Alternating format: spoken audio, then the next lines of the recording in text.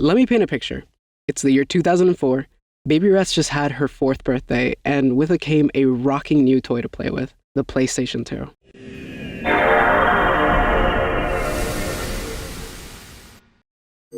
I don't need to tell anyone that the PS2 is probably one of the best consoles ever made. This generation of consoles in general was amazing, the PS2's lineup being my personal favorite alongside the GameCube. I absolutely loved my PS2 and the games that came with it, a Madagascar movie tie-in game, and the game that changed my life forever.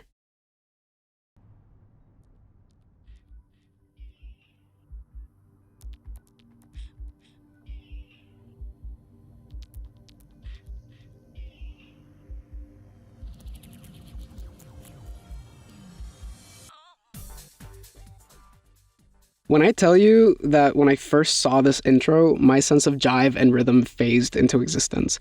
That or 4 years old is when you either get it or don't as a genetic Russian roulette. The intro is probably one of the best first impressions anyone can get of Kingdom Hearts, as in, what the hell's even going on? I fucks with it though.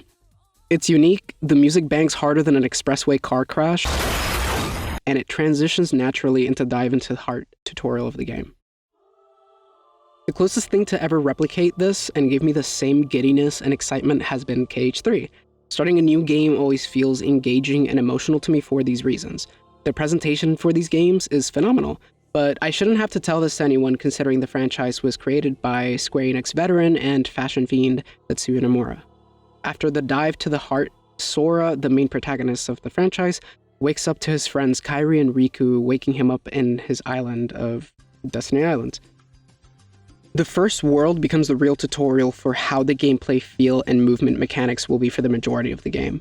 You also get a soft feel for combat, allowing you to practice timing windows for attacks, parrying, and punishes with the little Titus, Waka, Selphie, and Riku mini-fights, something the dive to heart doesn't really teach you aside from mashing X to beat the baddies.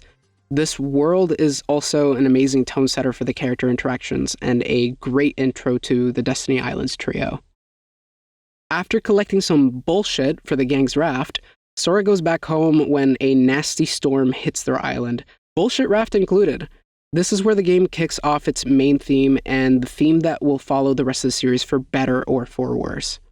Light and darkness, good and bad, to flush or not to flush the toilet after leaving a stinky. After Sora finds Riku, he calls Sora a beta bitch and gets swallowed by the darkness, which awakens Sora's Keyblade, letting him fight the Heartless and do the opposite of saving Kairi. After losing his friends, Sora's island gets shrouded in darkness. Afterwards, he wakes up in Traverse Town. Traverse Town basically becomes the intro for this weird Final Fantasy X Disney collab. It also has my favorite atmosphere out of all the original KH worlds. It's cozy and inviting, but the fact that it's vacant, only filled with residents of other lost worlds, it never quite feels like home. But it never feels uncomfortable or threatening. That is until you witness some shit. Death is the next door neighbor, and Sora's new whacking stick is what's keeping it at bay. After witnessing murder, this is where Sora meets Final Fantasy veterans Leon and Yuffie. They tell Sora that the Keyblade attracts the Heartless to it and how they won't stop hunting him for it. Oh, also forgot to mention Donald and Goofy have been looking for Michael Mouse. Since he suddenly disappeared talking about a key, they were also having a similar conversation with Aerith. Aeris? Whatever. Surprise, surprise! Sora has that key, and after some heartless shenanigans, Sora gets partied up with Donald and Goofy to fight the first boss, Guard Armor. After you smack, whack, and spam attack on the boss's noggin, Sora, Donald, and Goofy have a funny little moment and instantly become an adventuring party. I won't go over every world like I've done with the intro of this game, same goes for the rest of the series, so I'll fire off my thoughts on each world quickly. Wonderland is okay. I think the meandering trying to find evidence is dumb, although the art direction for the level is great and it imitates the aesthetic of the movie well. Tarzan World blows, vine swinging, enough said. Olympus is okay, the secret boss fights are sick and satisfying to beat. Atlantica. 100 Acre Wood is cute, I will always have a soft spot for Winnie the Pooh. Halloween Town slaps, although I do think it drags a bit by the end with Oogie's final transformation. Agrabah is mid. Monster makes me want to fall into gastric acid and perish. Neverland slaps so hard that I will get married to the battle track of that world.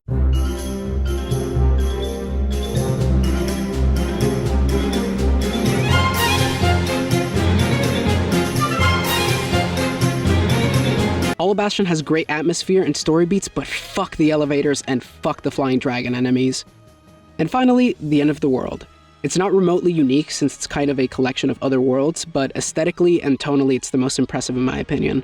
Also, you fight Fantasia Satan.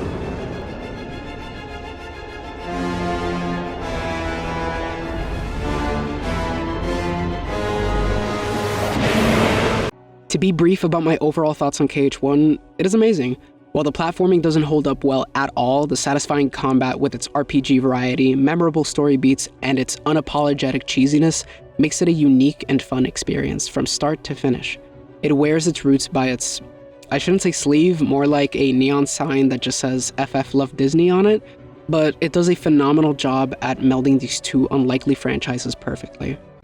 As the game ends, Kairi and Sora get split apart once again, but we get a glimpse into a new adventure, as Sora searches for his friends once more, with Donald and Goofy also trying to find their patriarch Minkus the Rat. This leads us to one of the games in the franchise I've ever made, and by the sarcasm in the sentence you can tell I don't like it very much, please help.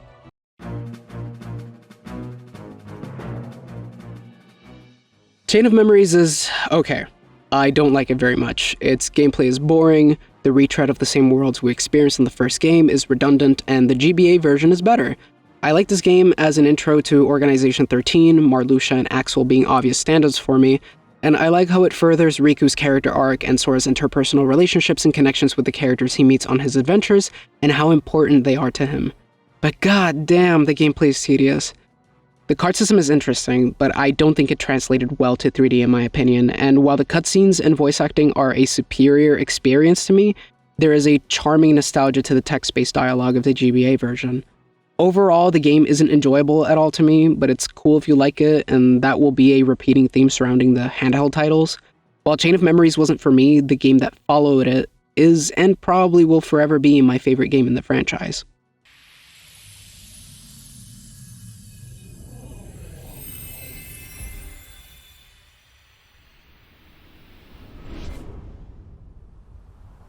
A scattered dream that's like a far-off memory.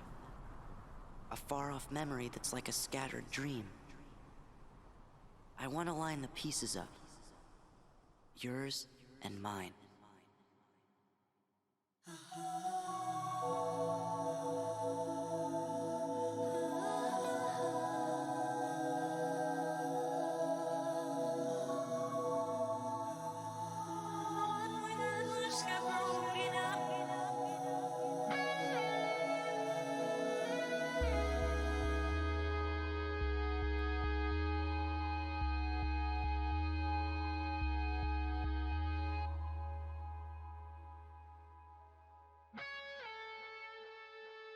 Without trying to be hyperbolic, I think Kingdom Hearts 2 is the best game in the franchise. No holds barred. To me, KH2 is the quintessential Kingdom Hearts experience. It has the best combat system, the best music, the best character interactions, and while the worlds aren't perfect, it has some of my favorite world structures in the series, even if the second visits tend to get a middling response from fans. The story has some great beats, mainly with its great opener where you play as Sora's nobody, Roxas. And while we're on the topic of nobodies, they are this game's sick new enemy type. Their movement is strange and elastic, and they're easily some of the best looking enemy types out of the entire series. They contrast well with the Heartless, which tend to have goofier and more cartoonish characteristics, while the nobodies are elegant and regal. Both equally fall into hyperbolic characterizations of these descriptors, and they fit perfectly into the KH universe. Each world can have either threat, though usually the Heartless means you're dealing with a Disney baddie, and the Nobodies means you're going against Organization 13. Speaking on Organization 13 though,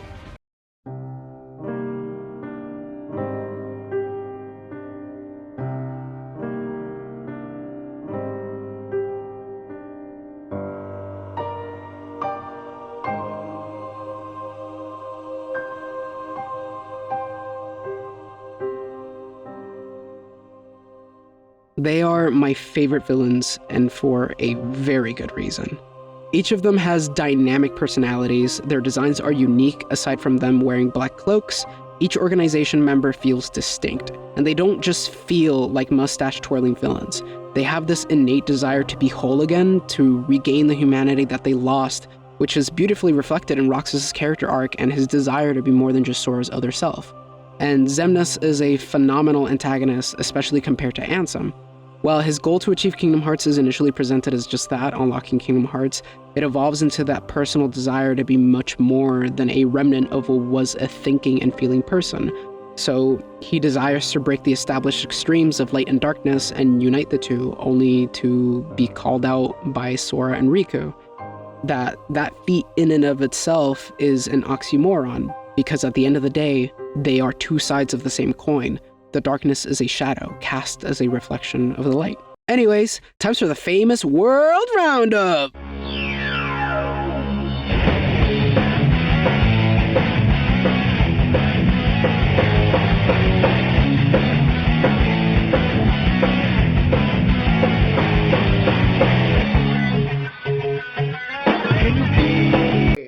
Okay, so this very off the cuff section, best worlds.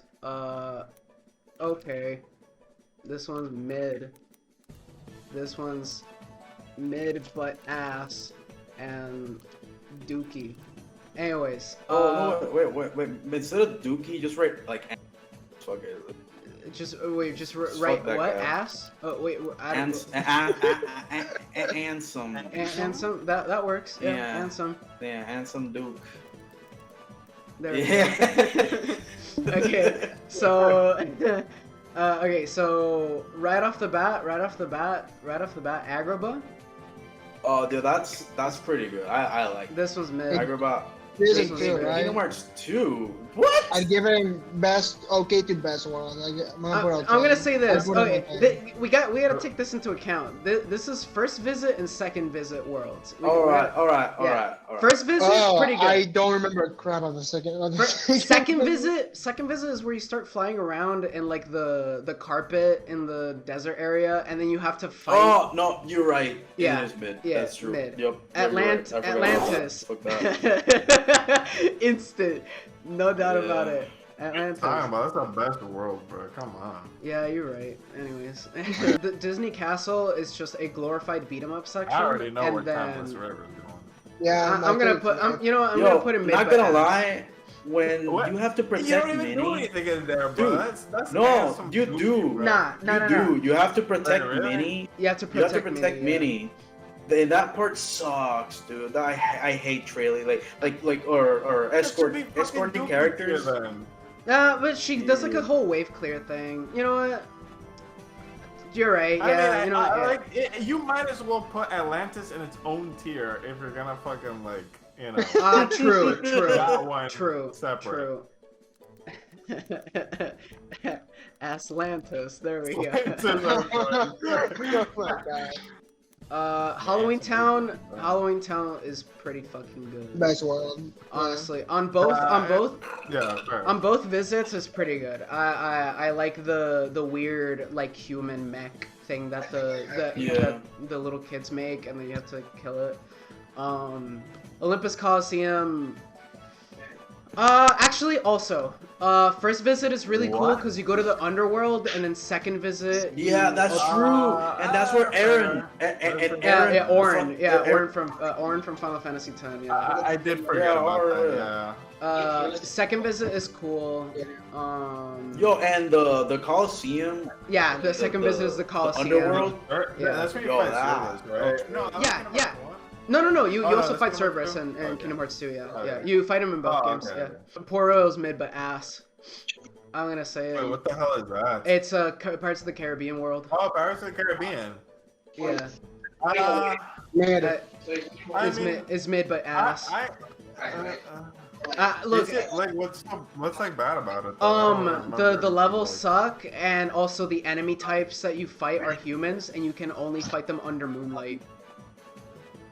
Fair. Alright, you know what? Yeah, I didn't really like the Pirates of the Caribbean one. It's pretty ass. It was cool, but yeah. Pride Lands, baby, best world. Pride Lands, baby. Yeah, Pride Lands, baby. dude. I'm gonna put it in okay. I like Pride Lands. Second visit is really freaking boring. Second visit is really boring. I honestly don't even remember the second visit. Giant boss. Second visit. The first one fucking Second slapped. visit is like. Giant boss means good boss, guys. Second visit is just like Simba is getting tormented by Scar, and like little shadow versions appear, and you're not even fighting like regular enemies, and then afterwards you fight the big dude, like it's like a shaman monkey on like a giant thing, and it's like a glorified quick time event. That's it. Yeah. Yeah, leave it in okay. Radiant Wait, what is Garden. that? Radiant Garden. Oh, Radiant Garden. Like Hollow Bastion, Radiant Garden is the same thing. Yeah, isn't that one kind of? It's okay. It's okay. I mean, 'cause isn't that where you fight the? it's where you fight Sephiroth. Sephiroth? Yeah, it's where you fight Sephiroth. Oh. The reason why I put it as okay is because it is good. And isn't that through the war? Actually, you know what? Yeah. Radiant Yeah, Garden. no, it's good. Radiant Garden has the 100 heart, like the 100 heart. Dude, that's where Yeah. Goofy almost dies. Oh yeah. Oh, spoiler Oh warning, yeah, sorry, the guys. rock. Oh Yeah. shit. And Mickey goes, "I'll fucking kill them. I'll kill them all." Yeah, right. 100 Acre Wood. I'm gonna put it in. No, mid S foot tier, ass. S tier that shit. No, I have memories. Please, no. Look. Please. But what about the mini game? Honestly, I put it on, man. Nah, bro, I think that shit's above fucking the world end. Or sorry, the world that never was. Look, I would Let's not go that far. look. I would put this in over the world that never was, but I don't like that part where Winnie the Pooh looks straight at the camera and says, "Oh, Christopher Robin, I think I'm going to diarrhea," and then he just lets a big, slimy, disgusting shit out of his ass. Like that really. Yo, took and my it's like, attention. it's like a fucking crochet, like Yeah. shit, like it's like little bits of string. Yeah, and honey and like honey. Oh my yeah. god. Cause like. Like honey and. Alright, fair enough. We can leave it. Okay, Beast Castle. Bro, It's okay. S tier, bro. No, Okay. no, dude, no. Look. Would that be above? Would that Dude, you get to play as Mickey. Would Dude, that above Sultan's fight is Bro, crazy. bro, Mickey. What? Would that above? Would Mickey's that above Beast Castle is okay. No, Look, dude. look. I love. Okay, let's hear it. Look, okay. I'm going. Bro, you get to be Mickey in this fight. Come on. That Mickey also Mickey controls like wet molasses, and I don't like, and he's just a glow. But it's like Yoda. He's like Yoda, bro. He's like just badass. Lego Yoda Little controls better than gremlin. Kingdom Hearts 2 Mickey, and he's Dude, just. I also like it because he has a lot of like time of like shit, and I feel like that's such a like dumb mechanic they hardly ever use. So it's nice that they implemented it pretty smoothly into a boss fight, as well as he's a pretty interesting like boss fight because you can't just wail on him because he just becomes invulnerable. So you have to really Yeah, of time course. shit. Of course, but out of all of the organization fights, he's one of the worst. But this is not a tier list of Oh damn! That's, you know what? Fine, you got me with that one. This looks like a pretty good tier list, I would say. Tron World is. I Yo, think the it's best better. part than of Tron. Tron- Tron- Bro, se- the second best- visit. All right, so the Tron world is like when you get the computer, and then Wait, like Leon is like, hey, put this up your ass. You have to butt plug yourself into the internet, and then they go into the Tron world, and then they like ride motorcycles and whatever happens. But butt plug is the most important part because the keyblade goes into the butt plug as well, so he can transport his keyblade digitally. And also, that's where you fight the Master Control Program, which is honestly Charlie. Like, Question. Who Yeah. put Prylands on OK? I put I don't Prylands mean on, that okay. like seriously. I mean like, is there actually like a thing that is like Oh, you're space pa- referring to with the butt plug? No. Okay, so I said, alright. I thought that was like a thing. Like, okay, well. No. Okay, so I wish. the reason why I put Prylands here, Sebastian, is because fucking Sora as a lion sucks You want to cock. talk shit, Sebastian, about Pride Land? Is that what you're gonna? Is that what you're gonna do? Are you gonna say that's? Draws aren't cool, but the flipping controls are whack, and then like everything is just. You get the drift, Sebastian. I want to hear it, bro. Yeah. You get the drift as Lion Shore. Come on. Actually, you know what, Emmy? You know what, Emmy? Twilight Town Best World because you can Tony Hawk Pro Skater. Anyways.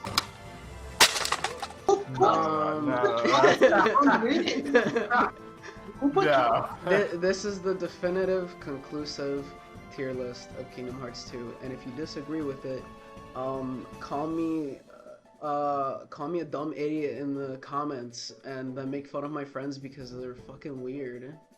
Anyways. Don't say slurs. Say all the slurs, please. No. Aside from the worlds, the extra content the game offers is amazing. The Data Orc fights, Zephy Boy comes again for an awesome fight, the Mushroom 13, and last but not least, the man, the legend, the Lingering Will.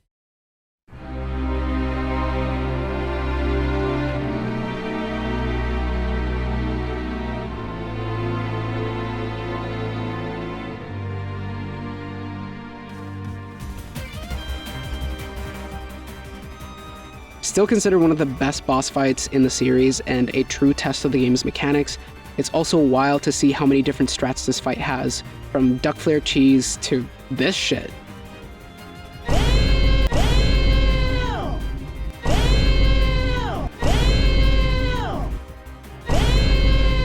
It's a testament to the game's versatility and the options you have at your disposal that make combat engaging and fun to learn and master, like a snack version of Devil May Cry.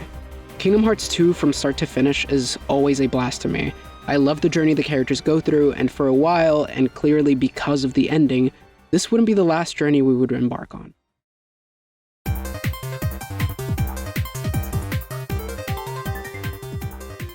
Coded is cool, and by cool I mean cool gameplay, couldn't care less about the story. I think Coded has the same issue that Chain of Memories has for me. It's a retread of a game I've already played with some lore sprinkled in that ushers in a new sequel. Coded's gameplay is just clunkier KH1 to me, and don't get me wrong, it surprisingly works for a DS title. It has that satisfying punch to me that the first game has, and I think the introduction to the command system was a great idea for handheld gameplay, considering this game originally was played on a phone. Regardless of this, I wasn't engaged in much of what Coded did plot-wise. It's nice that Mickey and Sora have a long-standing interaction during it, at least, and I think the chip system was cool and added some variety to how you wanted to build Sora. I get why people enjoy it, and that's cool. Regardless, Coded is the most forgettable game in the handheld lineup to me, and that's especially so because of the title that followed it.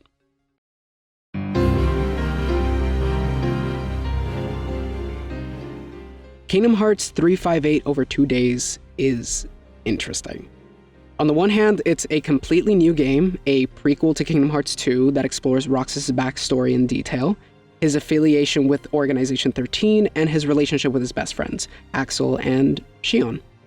This is the story of my personal favorite trio in the franchise, the struggles they go through, the suffering and trauma, and overall, it's a pretty bleak story.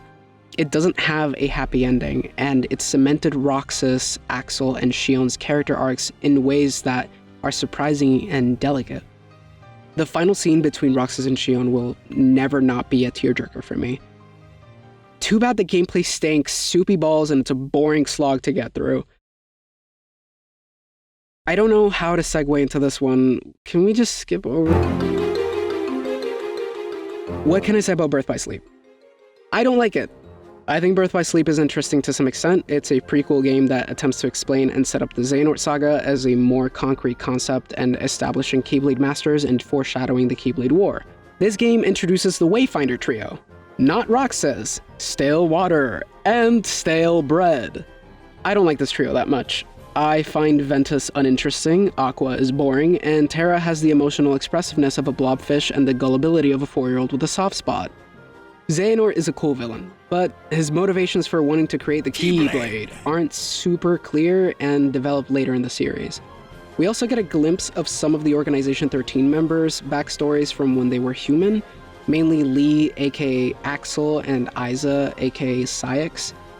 Oh, and Braig, aka Zigbar. We don't really get shown when they get turned into nobodies, but I digress. Aside from Xehanort, we also have our resident Hot Topic representative, Vanitas. Vanitas is okay. He's the reason why we have our new enemy type, the Unversed, since they originate from his negative emotions.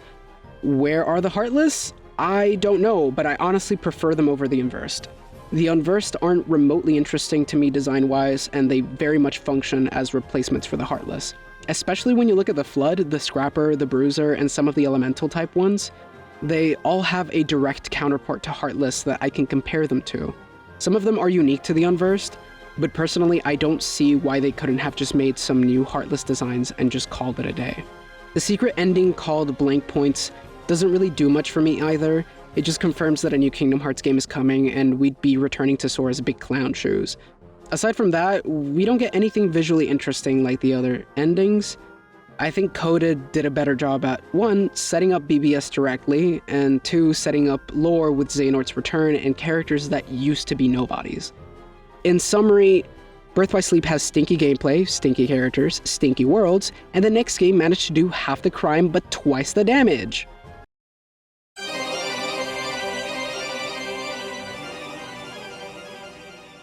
How do I even start with Dream Drop Distance? I think the reputation this game has in the franchise has been way more polarizing than what Birth by Sleep left. KH3D is fun. I think it's way more fun than BBS, as a matter of fact.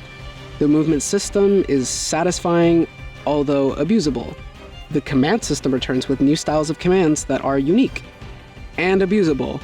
And you have Pokemon. Yeah, I know I'm not the first person to have this super unique and funny take on the Dream Eaters, but they essentially just replace traditional party members. Dream Eaters are a cool concept in my opinion. I think they work well for 3D's gameplay. Nightmares are the new enemy type this time around, and I think they serve a better spot than the Inverse did in BBS. They tend to have unique movesets and don't really occupy a similar function as the other enemy types we've experienced, and they fit the setting of the Sleeping Worlds just fine. 3D suffers the same problem as BBS with its command system, where certain commands in the game are absolutely bonkers. I mentioned abusable because I don't want to call these systems broken. They're very much guided by player choice and expression, but I do think that players will be more inclined to use the strong options provided, rather than sticking with something that can't clear an entire room in a millisecond at the press of a button. I think personally, that's what's kept BBS and 3D from being engaging to me. Doesn't help that 3D has a similar problem that BBS has, and that's the story. Dream Drop Distance has the brilliant and amazing idea to introduce time traveling into the mix. As if metaphysical beings that defy the laws of nature aren't already wild enough, these metaphysical beings can now travel time. We get introduced to young Xehanort, Xehanort's past self that travels to the present to put the gears of his master plan in motion. The time traveling in this universe is okay. Like, it has some clear boundaries and rules since time traveling works more like checkpoints rather than a tool that takes you to a specific time. This checkpoint system means that the Norts can only travel to points in time that they've lived through, so the future is out of the question. This doesn't mean that loopholes aren't used, but that's something we'll talk about later.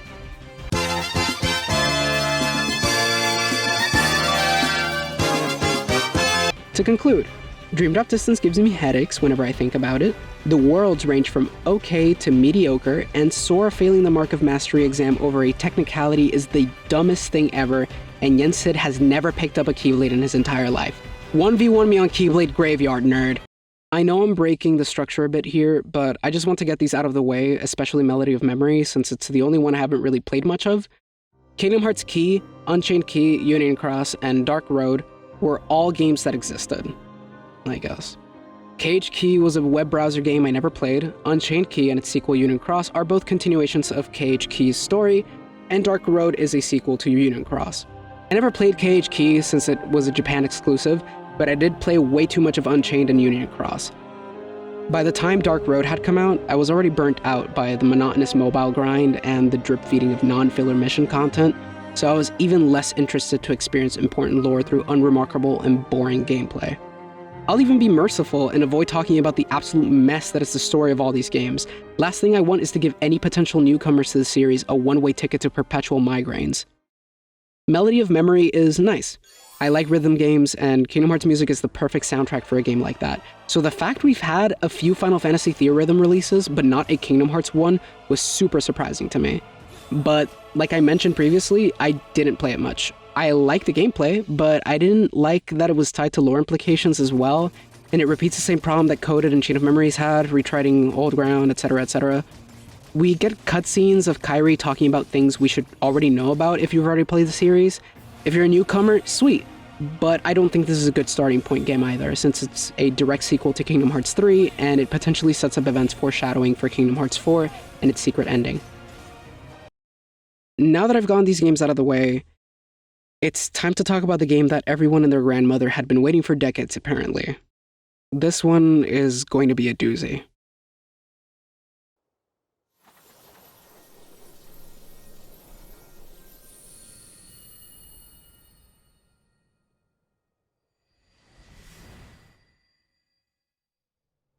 They can take your world. They can take your heart. Cut you loose from all you know. But if it's your fate, then every step forward will always be a step closer to home.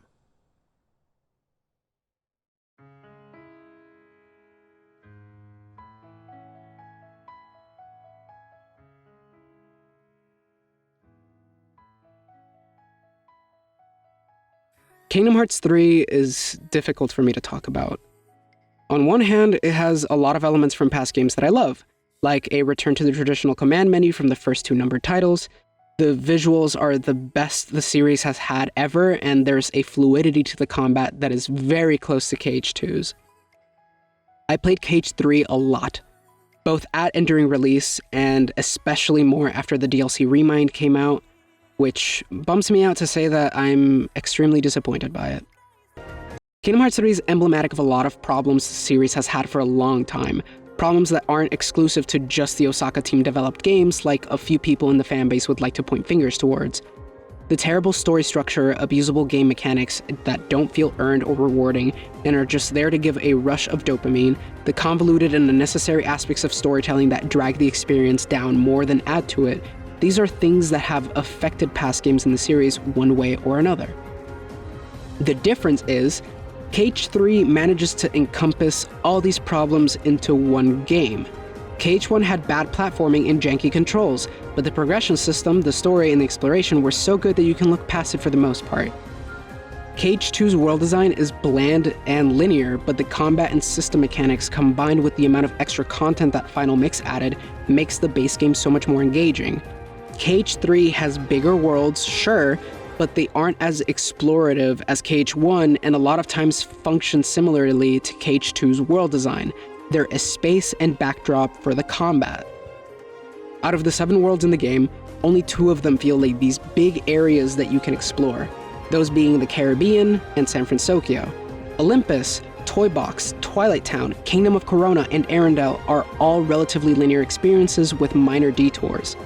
This wouldn't be an issue for me if the worlds were also of quality, which sadly they aren't. The story doesn't really blend well with the worlds shown either.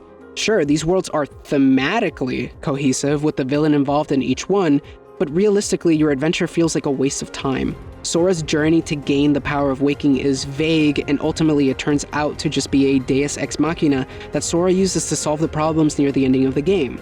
It never feels like Sora learns something new about himself. He just sort of figures it out after he meets Ventus again. On the gameplay side of things, they decided it'd be fun to give you screen nukes every second. Just because, in the form of attraction flow, team attacks, and grand magic. I know there are arguments for just turning it off in the abilities menu, but that doesn't take away from the main argument, and one that I presented in the Dream Drop section. These mechanics are abusable and super accessible, literally at the press of a button with no cost or thought behind it. There's no reason, aside from just instant gratification, for why it's designed like this. Which, don't get me wrong, seeing an entire group of enemies disappear in front of me because Goofy wanted to recreate Pearl Harbor is satisfying as fuck to me. But in the long term, I wanted something that felt less like I was being thrown a bone and more like I was earning those moments of gratification myself. Which leads me to the Data Org fights. Thank fucking Christ they made these. Remind's only good quality is giving us the Data Org fights, and goddamn, the fights are good. They're engaging, thoughtful, they kick your ass, but earning that dub feels so fucking good. And Yozora? It left me speechless. Everything else about Remind? Pretty dookie. I didn't want to replay through the worst section of the game next to the entirety of Arendelle. The additions to the story didn't really do much for me, and while being able to play as other characters was awesome, namely Roxas and Kairi, it wasn't enough for me to feel like I was retreading again. Scala ad Kylum being expanded was nice though. Almost forgot to mention, since it's kind of minor to me, but I do think that the music in this game is pretty mid. There are some absolutely phenomenal tracks like the revamped themes for each Data Orc fight, especially Shion's theme, but there are a lot of tracks that just sound the same and are very unimpressive, and I can very much tell weren't composed by Yoko Shimomura, but the other composers that were brought onto the title. I honestly don't know how to finish this section. I don't want it to end on a sour note since this is more about my appreciation for the franchise than anything, so I'll conclude with this. Kingdom Hearts, much like any long-running franchise, is bound to have some hiccups. This doesn't change the fact that the series, to me, an honest letter to childhood wonder. The games have so much charm and love put into them, from the music, the dialogue, the characters. I never wanted to come off like I hate the series or I fell out of love. I've been playing these games since I was 4 years old, loving each one for better or for worse. Whether I like some of the games or not, it doesn't matter. The story and characters are what I love. And I honestly and sincerely can't wait to see where Sora's journey is going to take us next.